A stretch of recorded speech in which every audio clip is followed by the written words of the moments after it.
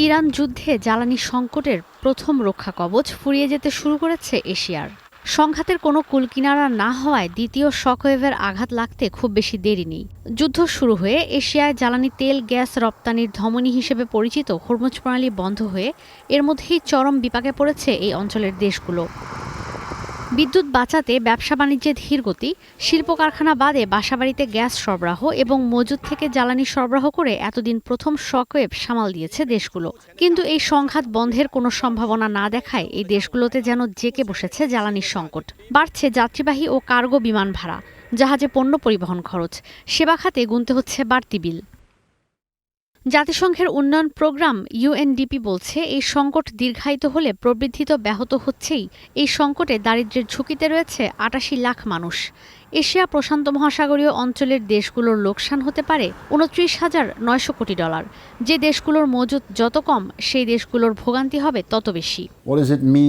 উন্নয়নের বিপরীত দিকে চলে যুদ্ধ। সারা বিশ্বে জিডিপির লোকসান হবে। বিশ্বব্যাপী ৩ কোটি মানুষ দারিদ্র্যের মুখে পড়তে পারে।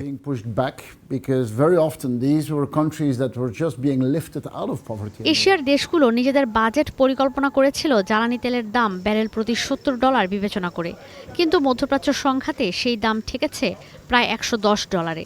জ্বালানির দাম আর ভর্তুকির মধ্যে সমন্বয়ে ব্যর্থ হচ্ছে দেশগুলোর সরকার। ভারতের সার সংকটে চালের উৎপাদন ব্যাহত হতে পারে। বাংলাদেশ আর পাকিস্তানে জ্বালানির দাম বাড়ানো হয়েছে। আমদানি খরচ বেড়ে চাপ পড়ছে রিজার্ভে। এশিয়া প্যাসিফিকে রেমিট্যান্স নাটকীয়ভাবে কমবে। $১০০ বিলিয়ন রেমিট্যান্স আসে এখানে। এটা আর আশঙ্কা নেই, ঘটনা ঘটছে। যদি যুদ্ধ কালও থেমে যায়, এরপরও কোটি মানুষ আবার দরিদ্র হবে।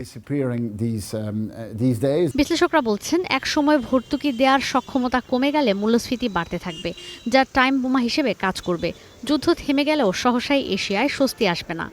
মধ্যপ্রাচ্য থেকে এশিয়ায় জ্বালানি সরবরাহ স্বাভাবিক হতে সময় লাগতে পারে কয়েক মাস। যুক্তরাষ্ট্র আর ইউরোপে এই সংঘাতের আঁচ পড়লেও দক্ষিণ এশিয়ার ভোগান্তি হবে অতুলনীয়।